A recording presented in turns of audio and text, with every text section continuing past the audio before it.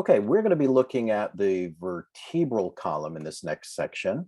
So when we look at the spine, what I want you to pay attention to is notice that we do have a cervical curve. We have this thoracic curve. Then we have this lumbar curve. And then we have this sacral curve. Now, the primary curve that we're born with is this thoracic curve, right? Because you're in a fetal position. You're in your mom's womb for 9 months, so you're arced in this position. But then babies start to crawl. And when babies crawl, they're forced to look up. And when babies look up, they start to form this cervical curve. That's why it's called a secondary curve. And when a baby's crawling, the belly hangs down. And as the belly hangs down in this direction, then the lumbar secondary curve starts to form.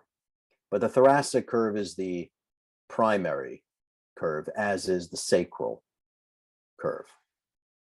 Okay, and you want these arcs because remember, energy travels in waves. So we kind of need this type of wave so that nerve impulses can travel through there. And it also acts as like a shock absorber. Having these curves gives a lot of flexibility to the spine. So we have 7 cervical, 12 thoracic, 5 lumbar. Just remember you eat at 7 a.m., 12 noon, and 5 p.m. Okay. So again, 7 cervical, 12 thoracic, 5 lumbar. Then we have about 5 sacral segments and about 3 to 5 coccygeal segments. Okay, but the 7 cervical, 12 thoracic, and 5 lumbar are the freely movable vertebrae. They're freely movable. Okay. Between each vertebra, that's where we would have these intervertebral discs. That's fibrocartilage. Except between C1 and C2. There's no disc between the first cervical vertebrae and the second. The first disc that we have is actually between C2 and C3. And a disc has an outer portion called the annulus fibrosus. Those are these annular rings. And the inside is the nucleus pulposus. The nucleus pulposus. And sometimes the nucleus starts to push its way through these rings, and that can become painful. That's when we start to see we have herniated discs, when this nucleus starts to bulge and push through these annular fibers. These annular fibrosis fibers are very pain sensitive. Okay. Let's look at some of the features of a typical vertebrae. Okay. Typical vertebrae have a vertebral body. Again, this is anterior in the front, and back here is posterior. We're looking at a superior view. So all typical vertebrae are going to have a vertebral body. Posterior to that, this section here and here are called pedicles. And then this section here to here are called lamina. And when these lamina come together and they fuse, they're going to form what's called a spinous process. This portion here is the spinous process, not to be confused with the transverse process. These are transverse process. The large hole in the middle where the spinal cord travels is the vertebral foramen. The vertebral foramen. When we look at it from the side view or lateral view, that's the vertebral body. And again, here are the pedicles. Those are pedicles. Here's the vertebral body. Here's the vertebral foramen. Here are the 2 lamina. Pedicle. Pedicle. When the 2 laminas come together, what do they form? They form the spinous process. On the side, running transversely, are the transverse processes. And then here on the top, this flat facet right here on the top, that is an articulating process, but it's the superior articulating process. And if there's a superior one, there's probably going to be one on the bottom called the inferior articulating process, but you just can't see it from this view. We could see it from the side view if we turn it from the lateral view, perhaps. So here's the superior articulating process. Now that we're looking at it from the lateral view, we can see the inferior articulating process. And what these processes have are smooth surfaces on them called facets. And remember, a facet is really for two bones to meet, to articulate with one another. So there's an articulating process, and both processes lead to the facets. The facets are where bones are going to connect with. Here's the spinous process.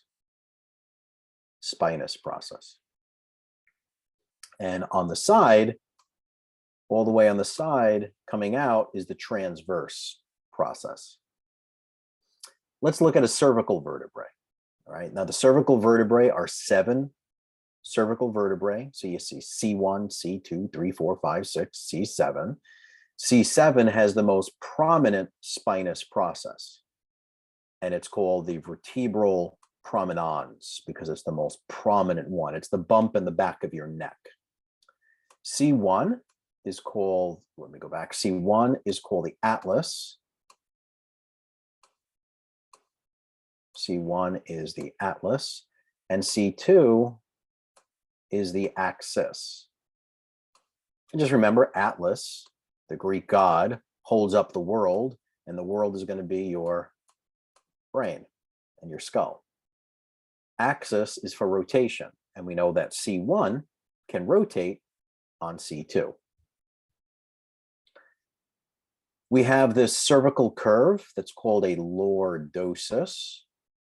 The lordosis happens to be the type of curve that we see not just in the cervical spine, but the same type of curve you have in the lumbar spine. A unique feature of a cervical vertebrae, when you look at the spinous processes, is that they're bifid. See how that splits? So they call it a bifid spinous process. Thoracic vertebrae don't have them, lumbar vertebrae don't have them, just cervical vertebrae have them. So on an exam, if you have to, pick between a cervical, thoracic, or lumbar vertebrae, and you see a bifid spinous, it's got to be a cervical vertebrae. Another unique feature that is found only in the cervical spine is the hole in the transverse process. So here's the transverse process, but the hole that's in the middle of it is called the transverse foramen. You do not see transverse foramen in thoracic and lumbar vertebrae. You only see transverse foramen, again, in cervical vertebrae.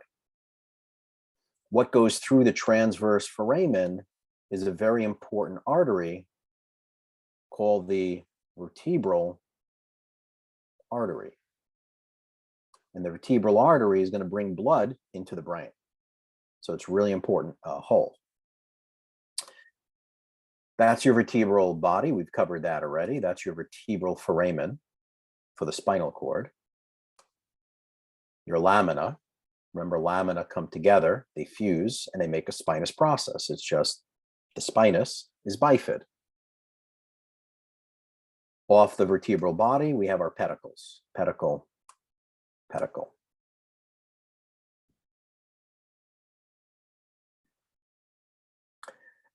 Now, here's an atypical vertebra. This is your atlas.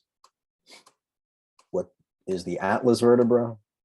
The atlas is C1, the very top bone. Is there a vertebral body? Do we see a vertebral body? Do we see a spinous process here? No, there is no vertebral body, but there is an anterior tubercle. Is there a spinous process in the back? No, there's no spinous, but there's a posterior tubercle. There's an anterior arch, and there's a posterior arch. There is a transverse process. There is a transverse foramen. We've covered those. Transverse foramen is the hole for the vertebral artery. There's this superior articulating facet. Now, this superior articulating facet right here is the attachment for the occipital condyles. Remember, the occipital condyle, when you review this, the occipital condyle is on the underneath surface of the skull. The occipital condyle articulates with the superior articulating facet of the atlas. And it allows for this nodding mechanism when you nod your head. Yes. Okay. Now, the axis is C2. Again, another atypical vertebrae. Atypical. The vertebral body is very unique because the vertebral body of the axis, or C2, has this dens. The dens is also known as the odontoid process. The odontoid process. We'll look at this from the side view, but this is an extension that is moving superior. There is a transverse process. There is a transverse foramen, and there is a spinous process. And again, it's bifid. There are lamina. There is superior articulating facets, but it's this dens or odontoid that's very unique. So let's take a look at the articulation of C1 on C2. You'll see C2 does have a spinous and it's bifid. C1 does not. It has a posterior arch. Now, here's the body of C2. There's the body, the vertebral body of C2. And here is the dens, or the odontoid process of the axis. And because this ligament goes around it, this is what allows you to shake your head no, to rotate your head, to look left and look right.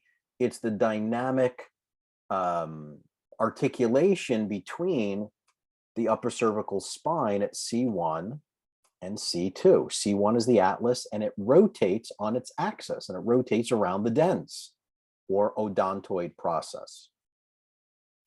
Here's the anterior arch, and here's the posterior arch. Going through here is your transverse foramen, which is where your vertebral arteries travel through to bring blood supply to the brain. So those are atypical vertebrae. They call it the Atlanto-axial joint, because Atlanto is C1, axial is C2. And what travels through the vertebral foramen here is the medulla oblongata, part of the brainstem. Very, very important part of the nervous system. It's called the medulla. And the medulla is really important because cranial nerve number 10 originates there, and that's called the vagal nerve. And the vagal nerve controls about 90% of your parasympathetics, meaning it goes to the stomach, the lungs, the heart, the kidneys, the liver, your digestive tract. And that's why nerve interference or misalignments or even birth trauma at delivery, when the doctors pull on the delicate infant's spine, it can create subluxation or nerve interference at the level of the medulla, compromising the vagal nerve, compromising function of the human body.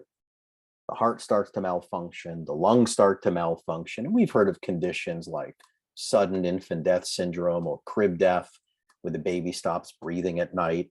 A lot of that is linked to birth trauma between C1 and C2 from excessive traction on a baby's spine or rotation. There was a doctor in Germany, his name was Gottfried Gutmann, and this doctor, Gottfried Gutmann, autopsied 1,500 babies that died of sudden infant death syndrome, SIDS. And he found that all 1,500 of them, 100%, had what he called Atlanto-axial instability.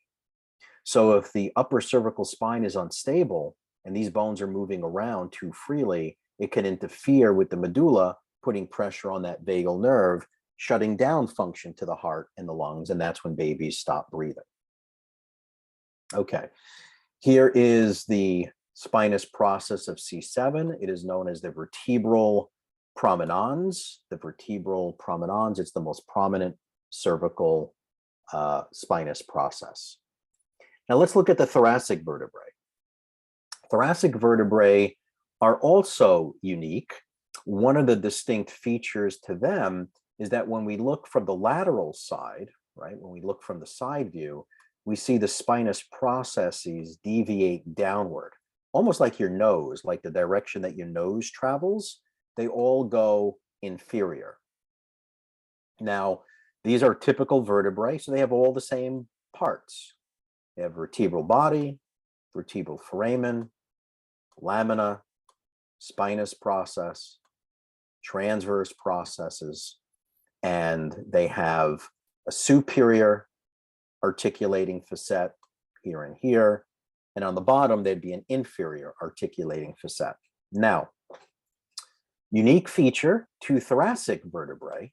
Remember, we have 12 thoracic vertebrae and we have 24 ribs, or 12 pairs, which is equal to 24 ribs. And each rib attaches to a thoracic vertebrae. So here and here, this is where our ribs are going to articulate with. There's a superior costal facet and a transverse costal facet. Again, costal is for rib, facet is just a smooth surface. So the ribs are going to articulate and contact the thoracic vertebrae at those portions. Now, from the side view, here's the vertebral body. Here is the superior articulating facet, not for the rib, but for the vertebrae. Here's the transverse process, and look at the spinous. Spinous process points down like a nose, points downward. Now look where the ribs are going to attach. There's a few places. There's one on the transverse process called the transverse costal facet, right there. There's a superior costal facet, right there. And then there's an inferior costal facet. Okay, so the superior costal facet is for the head of the superior rib, and then the inferior costal facet is the head of the rib below it, the inferior. The inferior costal facet is for the head of the inferior rib. Okay, so the rib itself has a few portions. There's a head, there's a neck,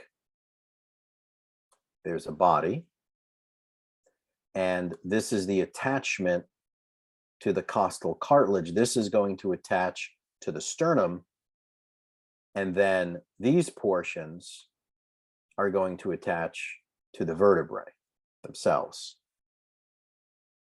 So here's a view of a thoracic vertebrae, and now we can see how the ribs come around and where they attach. So here's the head, here's the neck, that arc is called the angle. Here's a tubercle of the rib. So you could see the facets on the opposite side. That's where the ribs are going to really make their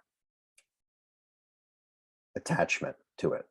And then you have your vertebral body, vertebral canal. Don't forget your lamina, your spinous, your pedicles, transverse processes.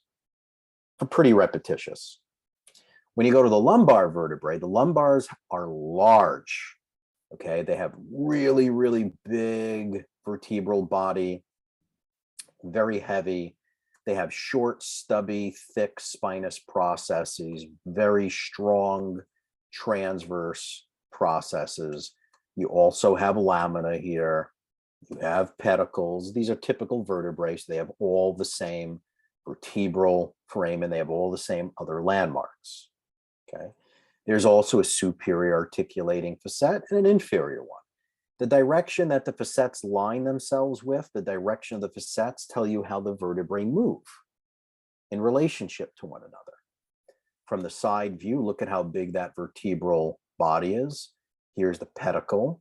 The transverse processes are coming right out at us. Here's the spinous process, short and stubby, very different than the cervical and thoracic.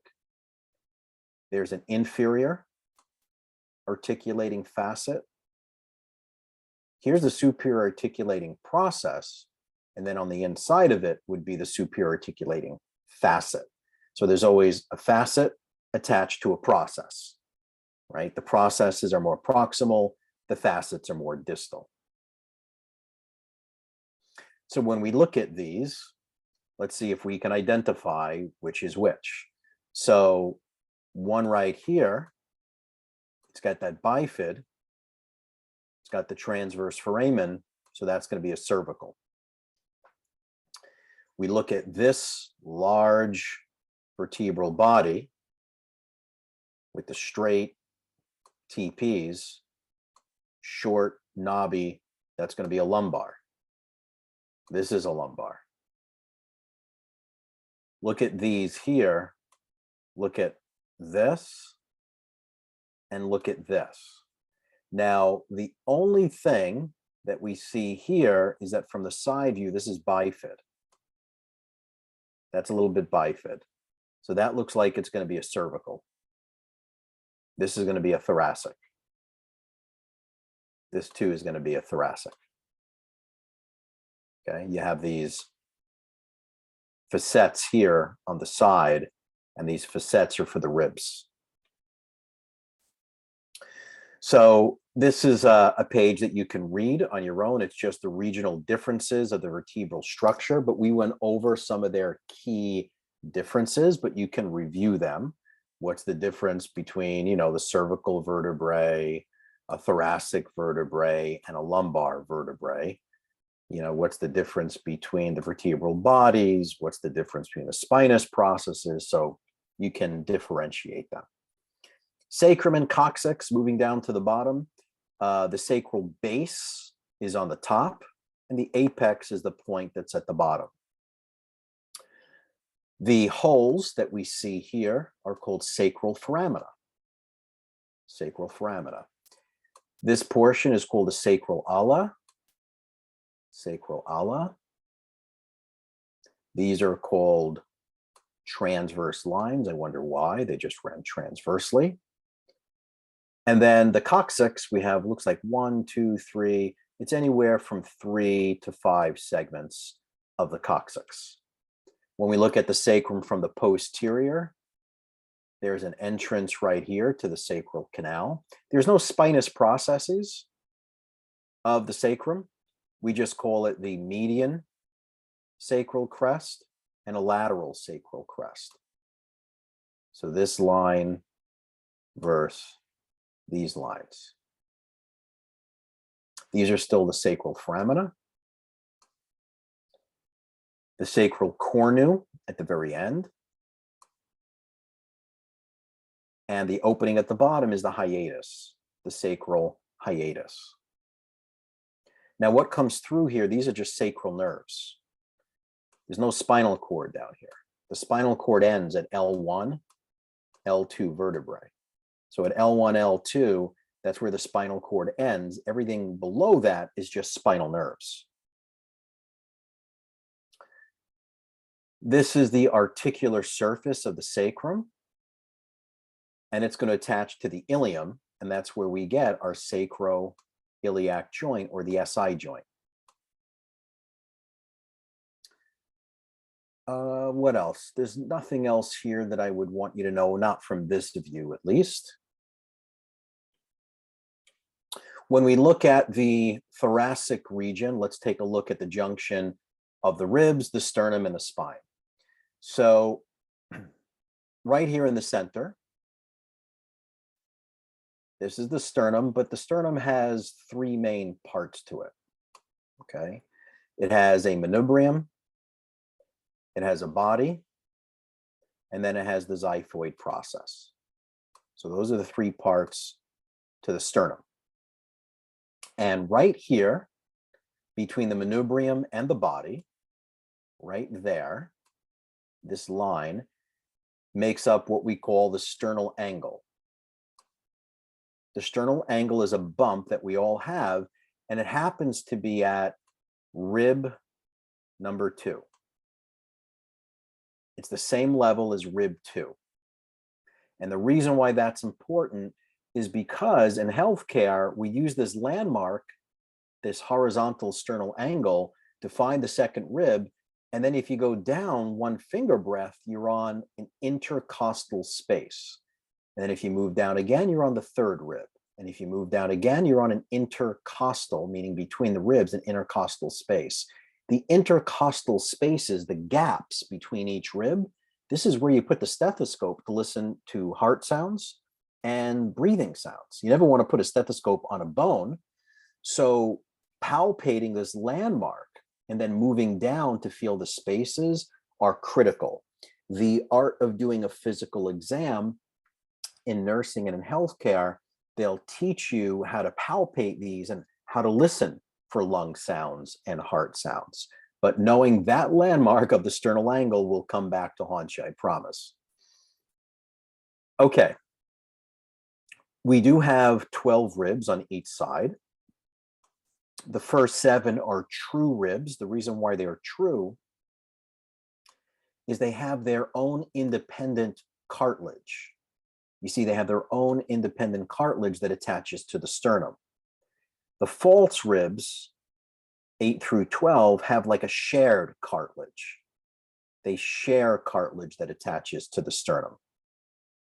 And ribs 11 and 12 are called floating ribs.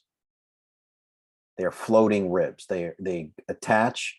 The T11 has the 11th rib. T12 has the 12th rib, but they don't come around and have their own cartilage. They just hang out and float there in the air. Okay, they attach to the vertebrae, but they don't attach to any cartilage. In modeling, there are many women that remove these ribs, those floating ribs, to make the waistline look very, very narrow, more like an hourglass type of appearance. Okay. From the back, you can see T1 through T12. And now from the posterior, you can see the T11 and T12 rib just float. Those are the floating ribs. They don't have any cartilage that wraps around to the front. And it also helps us understand that why, when there's a scoliosis, how the ribs can rotate with it. That's why we will ask our patients to bend down and touch their toes. When they bend down and touch their toes, we're looking at the contour of the rib cage to see if there's any rotation or scoliosis. Again, manubrium, body, xiphoid process. Between the manubrium and the body, there's the sternal angle, which happens to be at the second rib. Helps us count ribs that way. Sometimes it's called the sternal angle, or they call it the angle of Louis. On the very top of the manubrium is the jugular notch. And here's where the clavicle attaches to, called the clavicular notch. Here's the other clavicular notch. You can see from the side view how the ribs attach to the thoracic vertebrae. And then you could see the costal cartilage right here, and this is the sternum.